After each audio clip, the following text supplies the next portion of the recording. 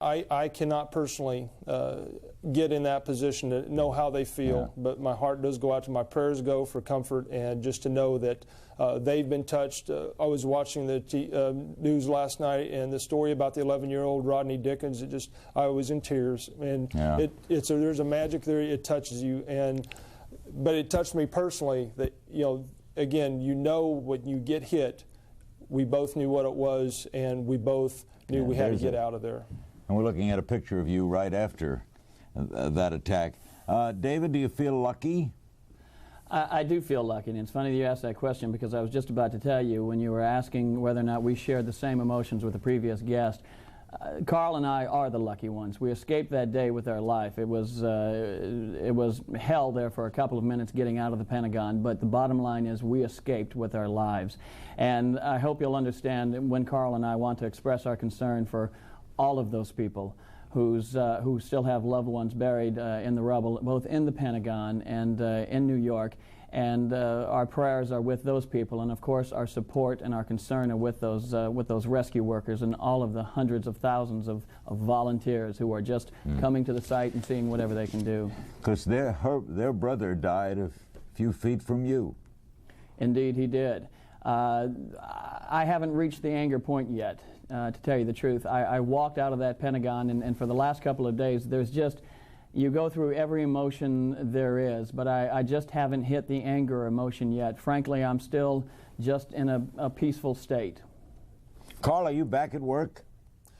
Yes, Larry, I am. In fact, this morning when I walked in about 6:30, when I was walking up there, actually it was later, and I was in the south parking, there was 3 columns of people that were moving into the building, and I had a chance to look at almost all the faces that were facing me. And I saw some solemn faces, but I saw some faces of determination, faces that were smiling, things that you normally don't see because we live in a very hectic society, but we're reaching out to neighbors. We need to reach out and touch each other and just hold on to people and let them know that this too shall pass, and just to remember those that still have people unaccounted for and are still missing. David, do you know anyone who died? I do not know anyone who died. We had some people whom I knew who were listed as missing there for a while, but eventually they were all accounted for. I do have some friends who had friends and co-workers who were unaccounted for. I have to tell you, Larry, that it was absolutely amazing to watch when Carl and I came out of the Pentagon, and there was chaos there for a little while as everyone just tried to figure out what was going on, and we started triaging the victims. But it was absolutely amazing to watch the order that came out of that chaos with the military. I mean, you saw civilians and Marines and airmen and soldiers and Navy personnel who just instinctively knew that there was something that had to be done, that there was a very big job here that had to be done, that had to be accomplished. And the natural leaders just sort of came to the fore. And it was just absolutely amazing to watch, and it allowed people like Carl and I, who were tending to the victims, to fall into a support role with the doctors and other emergency technicians who had just come on the scene. It is amazing, Carl, what the human condition can do under stress, right? Yes, it is.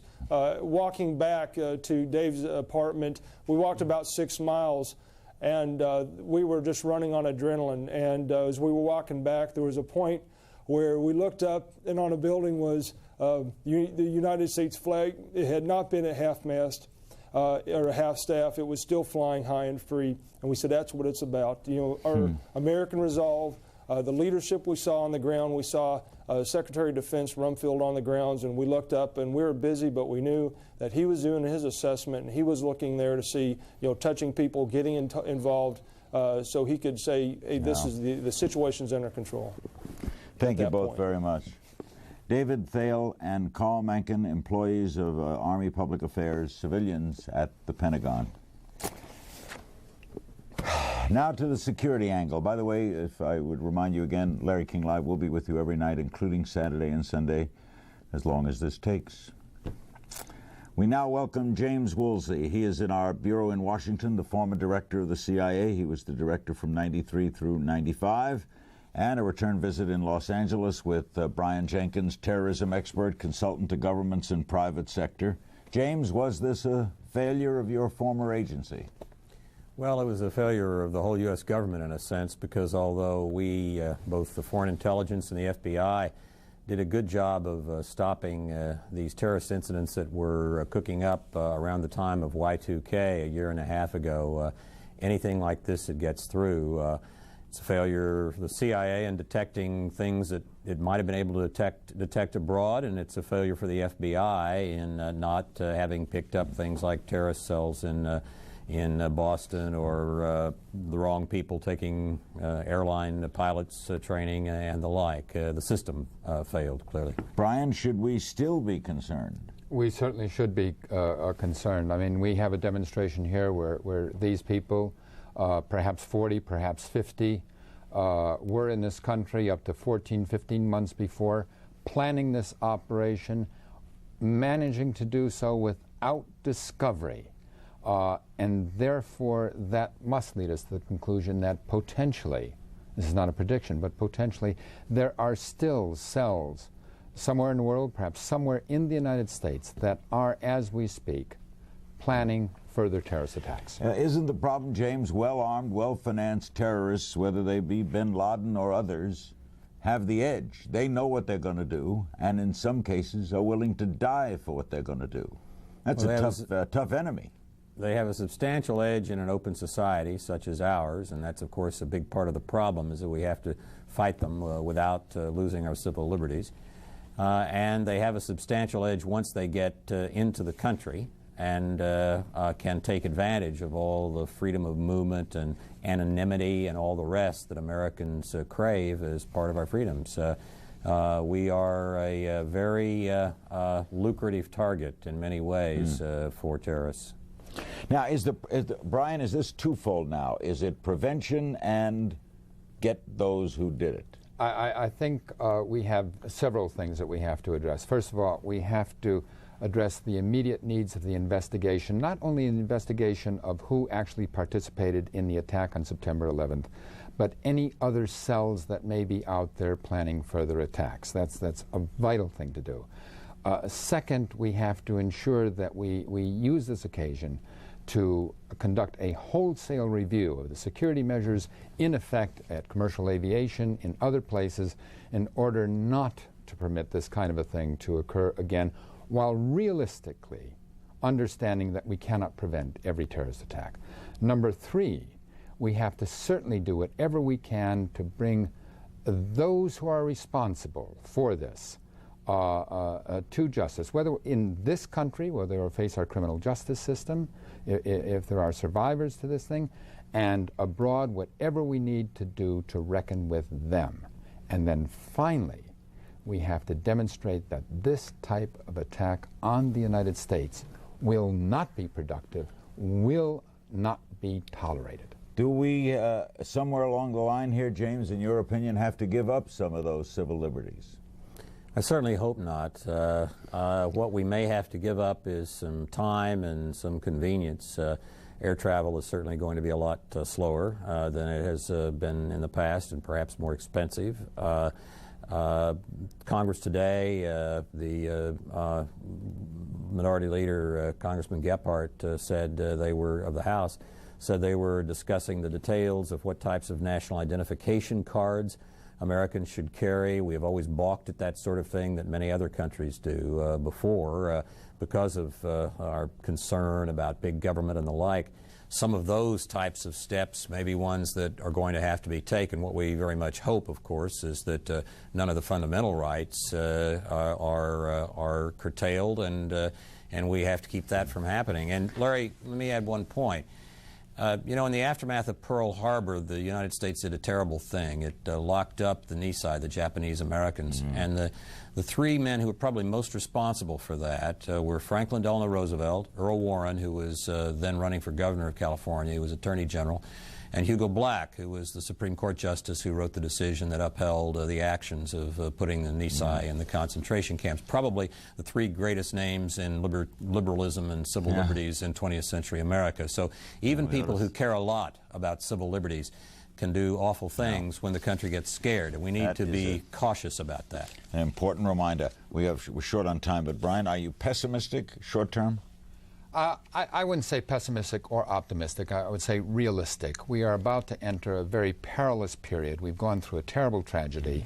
Our actions may well provoke further actions. Even without our actions, there may be further actions carried out against us. We have to be realistic. What we're looking at now, by the way, as we thank James Woolsey and Brian Jenkins, are live pictures from the Pentagon. Live pictures tonight. Fire still burning. Before we meet the final guests during this special edition of Larry King Live, here's some more words from the President this morning.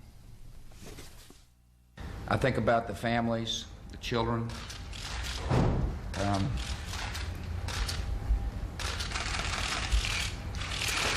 I'm a loving guy.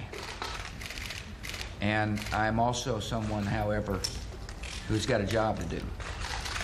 And I intend to do it. And this is a terrible moment. But this country will not relent until we have saved ourselves and others from the terrible tragedy that came upon America. Thank you. Thank you. And you're looking at more moments from the vigil tonight at Union Square in New York. We're going to end on an upbeat note, a good story. Joseph Berger and Teresa Grimmig join us. They are husband and wife. They are in Secaucus, New Jersey. Their young daughter, Isabel, and you see her right there, was separated from their caregiver after the home of where the caregiver was evacuated. For many hours, they had no idea where she was. How did you find her, Joseph? We talked to most of our friends and asked them to call anyone they knew who could possibly help. And we're down at Payne-Weber, and everyone did what they did best. They just made phone calls and networked, and all of a sudden we saw her name come across NBC saying, I probably shouldn't have mentioned it, but just saying that she was found, and called this number, and it was a miracle as far as we're concerned. Wow. Just amazing. Teresa, you work in Midtown, right? Yes, at UBS Payne-Weber. Okay, and so Isabel stays with this lady Janet, right, in her place? No, she stays with Isabel in our apartment in Battery Park City, right across the street from the World Trade Center. I see. Janet comes to where you live. Yes. Okay, so Janet's with Isabel. Then they what, order evacuation? Yes, they ask everyone. Janet was waiting in the lobby of our apartment building because she was nervous about what was going on. She was with her daughter, who had a cell phone with her and was in touch with us that way. And then they were ordered to, they were asked to evacuate. And how did Isabel get separated from Janet, Joseph? Apparently what happened was as they were leaving the building, I think it was the first tower had collapsed. And when that had happened, there was tons of chaos, and everyone started running, and as the debris was coming towards them, I think Janet possibly may have stumbled or something, but a fireman grabbed Isabel to help. And at that moment, the debris came in, and Janet had told us that you couldn't see anything in front of you. It went from daylight to night. And when it cleared, she looked around, and Isabel was gone. She couldn't see Isabel, couldn't find the fireman, and she panicked. I mean, she just hysterically went to a police officer and told her what happened, and then she was forced on a boat to New Jersey. How long was she missing, Teresa? For 8 hours. Good grief. And you can't go back to your house? Are you staying in Secaucus now? Is your house still closed? No, we're staying with my brother Mark and his wife Lisa and their 3 sons in Summit. They're keeping us for the duration. How did she hold up for 8 hours? You know, we saw pictures of her with a rescue worker in Liberty State Park, and she seemed to be, I mean, she certainly seemed to be very well taken care of and fed, and no worse for wear at the end of the day. But I guess prior to that, you know, you do what you have to do, and at one point, you know, the business we're in, sometimes you're taught not to panic, but I'll tell you a couple of times we're ready to lose it, and you just keep making phone calls and keep trying till you find something out. What a great break, and I thank God to both of you, and great luck for you. Thank you very much. Thank and you. It's good to have you with us, Isabel. Your first major television appearance. Hang tough. Yeah, Say She goodnight, says thanks, Isabel. Say bye-bye. Say bye-bye, Isabel. Bye-bye. No, Isabel is a little shy. Thank you. We'll be with you again, of course, tomorrow night.